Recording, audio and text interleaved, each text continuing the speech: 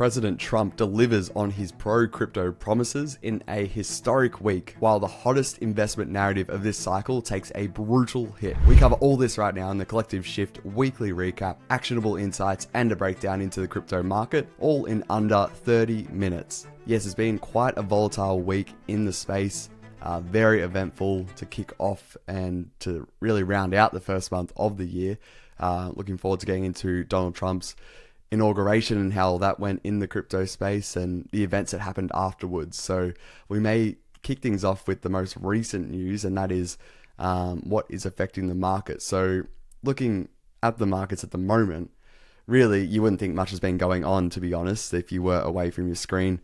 Over the past 7 days, Bitcoin is slightly down 3%, ETH's down 7%, Solana 8.5%, and really, we've been experiencing some turbulence, really, with Bitcoin going below 100,000 for a bit there.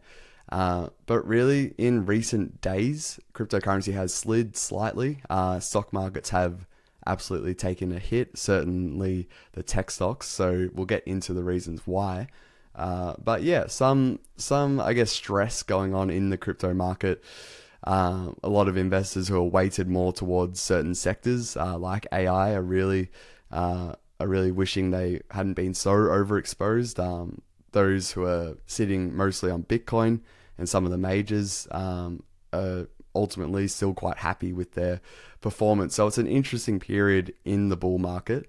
As I get up on my screen here, a big driver of the market activity in recent days has been the arrival of DeepSeek. So I'm sure you may have seen this pop up on your news or in the headlines. Really, it's a new group out of China which has created this new, technology or AI model, which is significantly more cheaper, like orders of magnitude, I suppose, cheaper to create, or it did cost this startup orders of magnitude cheaper to create than their equivalents in the US, such as OpenAI, and it's also more performant than some of the most, I suppose, expensive to create, and some of the most the highlight and some of the leaders of the AI sector. The model here from DeepSeek is more performant on certain metrics as well. So we're talking extremely cheaper to make and somewhat better in terms of performance as well. So that absolutely disrupted the stock market. Why? Because if these companies have been saying in the US that they're spending so much money and require so many resources to run their models, if that's going to be the case, then their company took an absolute hit on their valuation, because if you're seeing an increase in competition of other areas of the world, creating the same thing for a lot cheaper, then of course the demand for your product, if you're someone like OpenAI or someone like Nvidia who supplies all of these models, particularly in the US, if that's the case, then there just will be less demand for your company's product or service. So that's why valuations took a hit. In Nvidia in particular was down about 20% or so on Monday in the US, which is, in crypto, that's all part and parcel, sort of seeing double figure percentage gains or losses in a day. But for someone or a company as large as Nvidia, one of the largest companies or publicly listed companies in the world, going down 20% is almost unseen, really. It has bounced back about 8 or 9% in the last 24 hours or so. But really, what does this have to do with crypto? Well, a couple of things, really.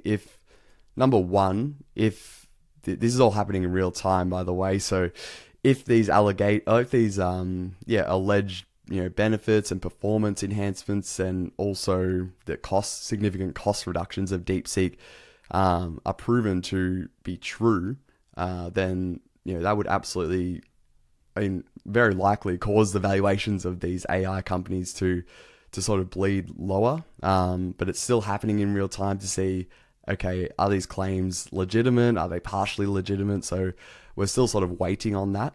But if they are 100% legitimate, then if you do see a stock market sort of repricing to the downside, that would, in my opinion, sort of cap how far crypto's bull market can go to the upside.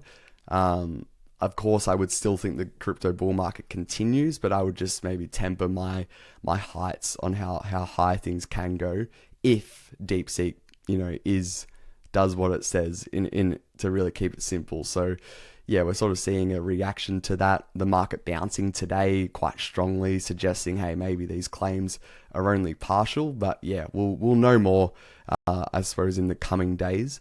The second sort of reason why this affects the crypto market are those that are exposed, heavily or partially to the AI sector. So projects like AI16Z, Arc, Virtual, all fell off significantly amongst the whole DeepSeek releases, or the release and news of DeepSeek as it went around the media.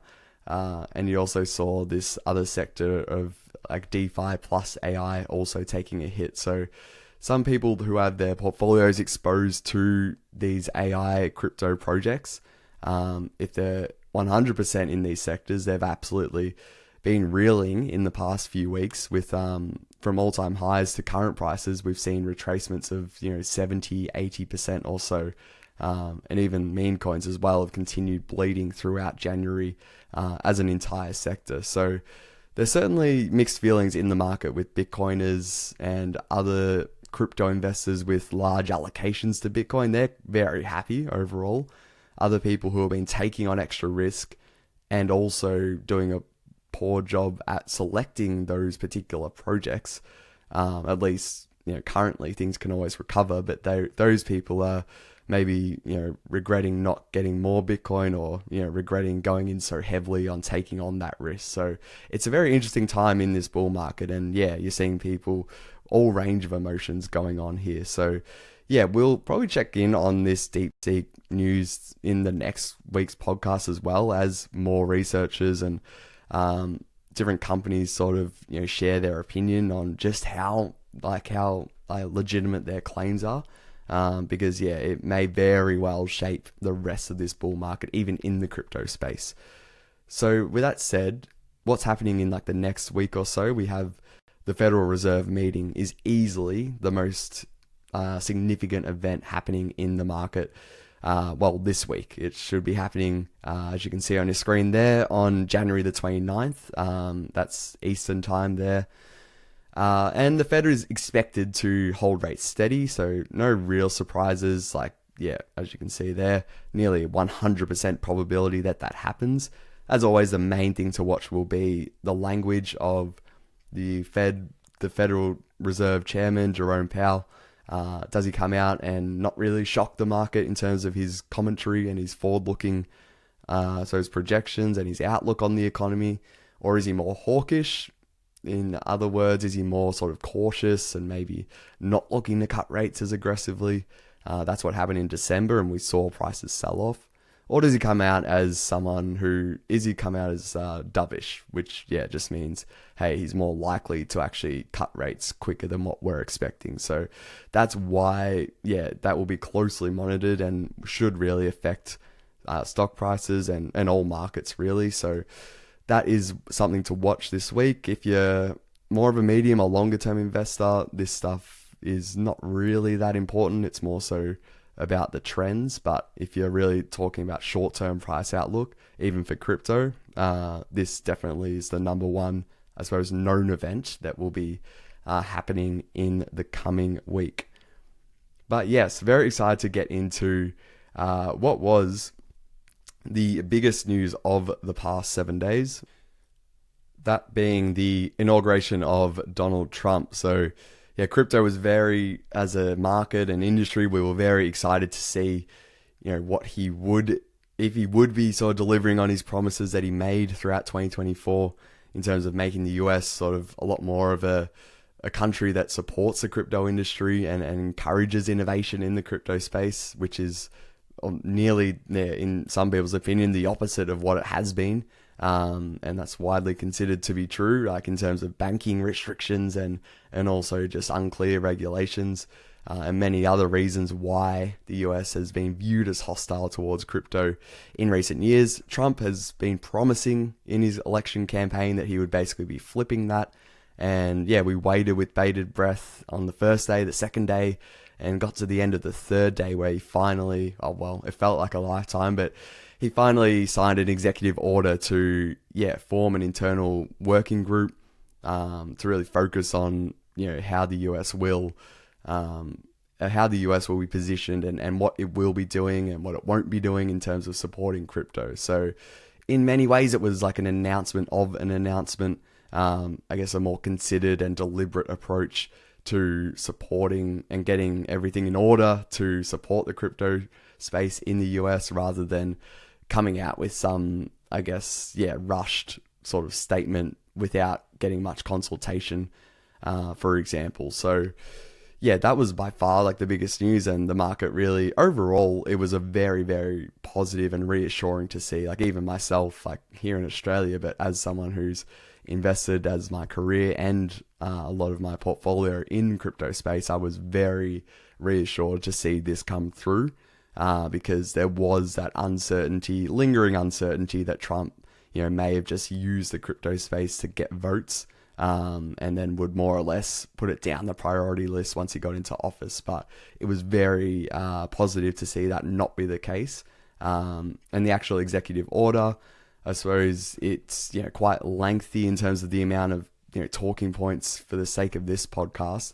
Overall, I would just say you can expect to see more, I guess, reports coming out of this working group in the next, between now and the next, 5.5 months or so. And that you'll get a constant stream of news headlines about what those recommendations are, about what the US government is likely to do, what direction they're going to go, and how much, the extent to which they will support crypto. And of course, in terms of like price sensitive information, I think the most important one is up on my screen here in relation to the US sort of setting up a digital asset stockpile. So what does that mean? It's really just, as it sort of implies, like the US government potentially going to own, have various sorts of cryptocurrencies in reserve, like they do with many other minerals and even oil. They have their oil stockpile and many other assets that they have as stockpiles for various reasons.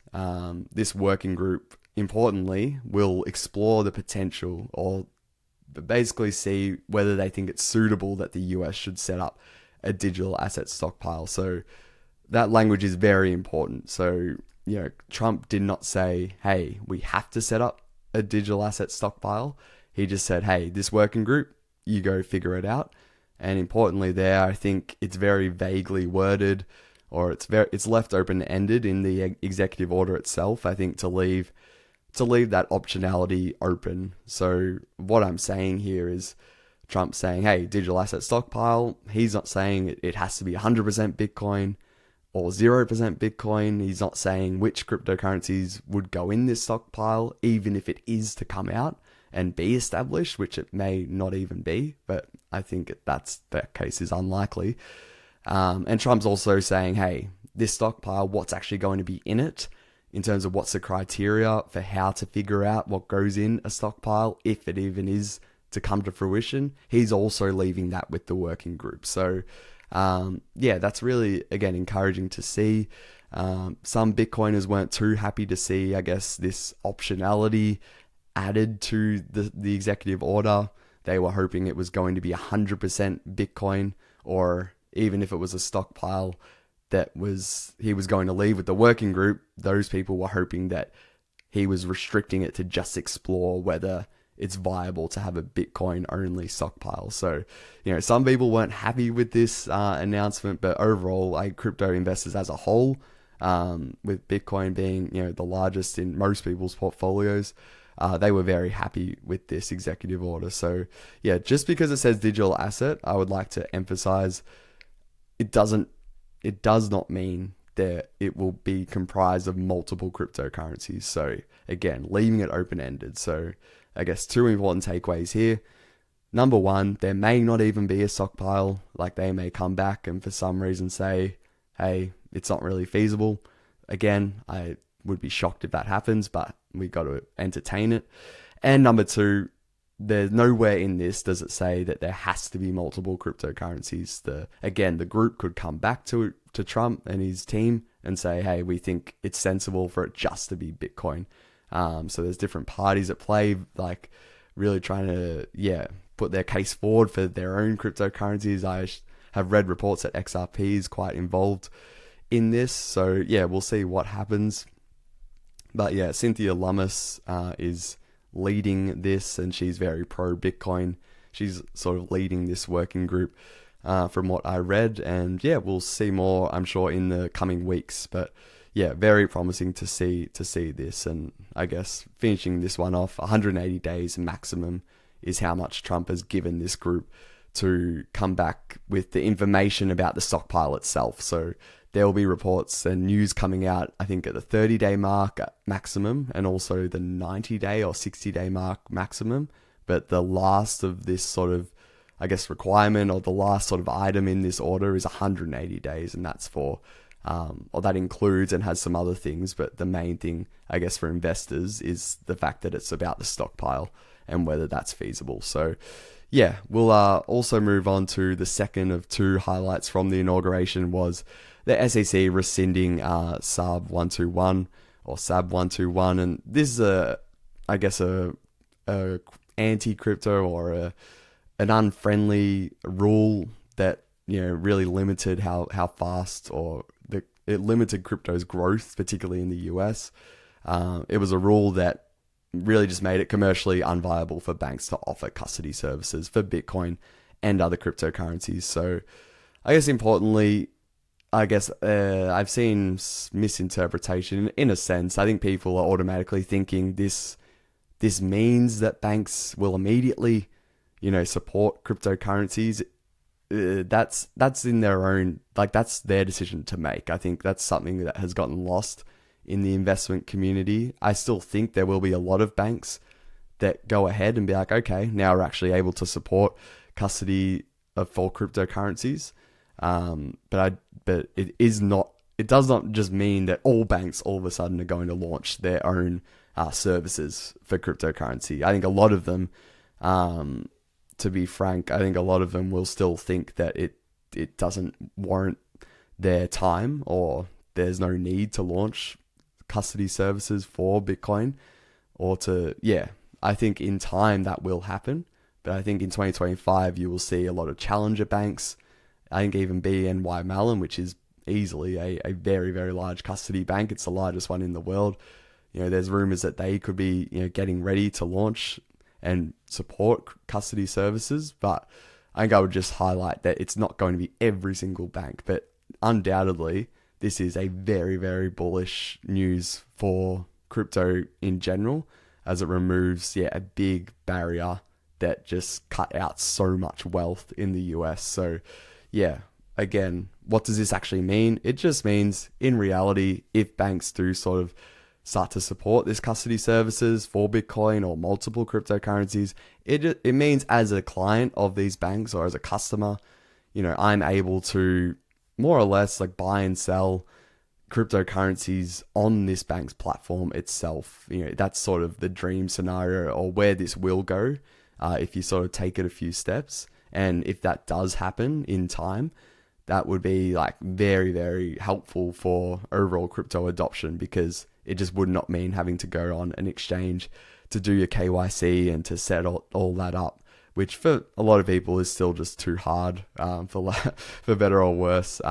In time, this could lead to opportunities around lending as well. So using your Bitcoin as collateral. I don't think that comes anytime soon, but certainly with the banks getting involved, that could be something, down the line that they introduce. But for now, just custody alone is a huge, huge bullish news event that happened in the last 7 days for sure. Just getting through the other headlines, of course, inauguration was by far the most price sensitive or biggest event to know about, but MicroStrategy continued to add to their stash of Bitcoin. So purchasing more than 10,000 Bitcoin in the past, throughout the middle of January. So for $1.1 billion US. So I believe this is the 12th week in a row, if I'm not mistaken, that MicroStrategy has purchased Bitcoin. And yeah, it sort of just comes involved with their 2021 plan, which we've been talking about. So expect these headlines to continue for MicroStrategy throughout 2025. And it's a really nice buy-side support for Bitcoin as this constant stream of demand. And then you've also got other copycats of MicroStrategy like MetaPlanet and many others that are implementing MicroStrategy's approach. And then you've also got the likes of Tether, which are accumulating Bitcoin. So all the ETFs as well accumulating Bitcoin like indirectly for the people who are purchasing the ETFs is just all very bullish for Bitcoin heading into 2025. Speaking of ETFs, yeah, they had just a really strong week, and we also got several spot ETF applications as well as futures ETF applications. Importantly here, these are for various cryptocurrencies. So a lot of ETF issuers sort of taking a gamble, or an educated gamble, I suppose, now that Gary Gensler's gone and the SEC is now a lot more pro-crypto than it has been in recent years. A lot of issuers are sort of, pushing for these altcoin ETFs and trying to get their applications in as soon as possible. So it wasn't too surprising to see this come through. Litecoin, XRP, Solana, Dogecoin among the cryptocurrencies that were like the subject of these various ETFs. So these are now sort of on the clock, and the SEC will have multiple deadlines throughout 2025 as to whether these are approved. And yeah, we'll see how that goes. Bitwise was one that actually came through just before I started recording. They applied for a Dogecoin ETF as well. So again, sometimes these issuers try to do it as a point of difference, and even if these ETFs aren't popular, they're sort of happy to have them as products as like a loss leader in a way. So I would get mostly a lot more excited if the likes of Bitwise. So here's one that is where I am getting excited, and can see this being a large product. But if you see VanEck or BlackRock even would be like the holy grail of, if BlackRock was to, apply for a Dogecoin ETF, I would be shocked if the price of Dogecoin didn't go on quite a run. But I'm not sure if BlackRock, I would say I would not expect BlackRock to do that in 2025 at the very least. But Bitwise here, sort of getting in early on the Dogecoin ETF application. In terms of other altcoins that aren't Dogecoin, I suppose in the meme coin space, but now heading to the altcoin space, and Jupiter has had a very, very strong week, really. They've had their first sort of annual conference in late January, and they've also had their other Jupuary campaign. So it's really just a whole month to celebrate Jupiter for I guess is one way to put it. And also a lot of Jupiter users and the Jupe token holders who were staking on Jupiter and voting throughout 2024, they got quite handsomely rewarded in the past week or so in terms of airdrops. I know a number of Collective Shift members were really happy to get airdropped thousands, even a few hundred, depends how much Jupe they have, but call it several hundred to several thousand US$ worth of additional Jupe tokens airdropped to them for all those activities. So in addition to that, Jupiter used the Spotlight and the Jupuary initiative to announce a number of different, I guess, initiatives. One of them, of course, being a $10 million AI fund, along with Eliza Labs. So they're collaborating with one of the leaders there in the AI agent space. And they may very well, importantly, Jupiter may very well be expanding beyond Solana, which was a very big, detail in that announcement. We also saw just more product updates around Jupiter's various product lines, like Ape Pro, which is I think now just called Ape, a meme coin sort of trading interface. And we also saw Jupiter saying that it got a majority stake in Moonshot, which recently, the meme coin app, which recently hit the #1 spot in the App Store in terms of the finance category. Even here in Australia, Moonshot was I think in the top 3 or maybe the top 2 in the finance category. So yeah, Jupiter really doing well in the past 7 days. I'd say it's one of the strongest performers on the market in the past 7 days out of the top 50 or top 100 cryptocurrencies. So yeah, all set up for, I think, a really strong year for Jupiter. Other big news was the Abstract Layer 2 chain went live. So the parent company of Pudgy Penguins, announcing that, and had announced that last year, and they launched it just the other day. So yeah, it's an Ethereum Layer 2. The sort of point of difference here is that it's optimized for, I suppose, general consumers, and Abstract is sort of trying, as the name implies, to sort of abstract away the user experience and to make interacting with a blockchain, in this case an Ethereum Layer 2, as easy as possible. So yeah, I think there'll be telling between now and 6 months from now to see the state of the Abstract ecosystem. If it's very thriving and a lot of new apps being built, that's very encouraging. If there aren't really many apps launching, that would be slightly concerning. So yeah, we'll see what goes on between now and the middle of this year. But yeah, very exciting times for Abstract overall.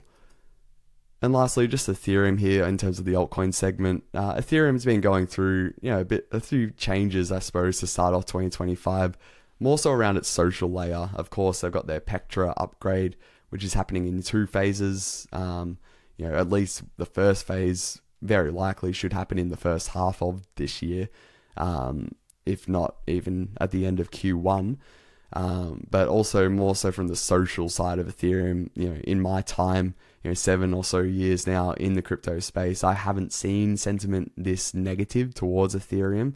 Its market, its price action has been lagging, Bitcoins even, and also you've seen the likes of Solana and Sui, Solana more so, gain a lot more traction, and really start to surpass Ethereum as a layer 1.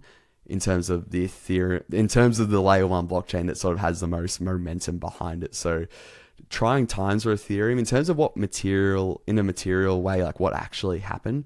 It was more just Vitalik, sort of the face of Ethereum, for better or worse. He wants to sort of make some changes to, the Ethereum Foundation, and also some key leaders in the Ethereum, I guess in the Ethereum community, wanting to sort of mix that up, looking to improve and bring in new talent, I suppose, and also to improve the communication coming out of the entity that's sort of stewarding the Ethereum ecosystem. So will that be enough to turn things around? Like, just that alone, I don't think is enough to sort of all of a sudden cause ETH to go on a sustained run of outperformance. But it's a good start, at least, to see Ethereum acknowledging that, hey, they're maybe resting on their laurels, like, relatively speaking, and maybe there's due for a bit of a shake-up, which they've been, some people would argue they've had their head buried in the sand from people who have been shouting out for changes like this for quite some time. So it's good to see ETH, or Ethereum as an ecosystem sort of taking some action, and we'll see what actually, from a material standpoint, what comes of that. But yeah, we did see accompanying this the launch of another entity that is supporting the Ethereum ecosystem, this one from an institutional standpoint. So this one's called Etherealize. So it's a project which is, as I sort of said, is looking to be the product arm and the institutional marketing arm for the Ethereum ecosystem. So yeah, there was some mixed opinions on this from the community, as is always the case in crypto.